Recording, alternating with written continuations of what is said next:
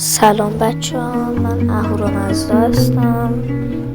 الان شما در کانال اهورامزدا هستید.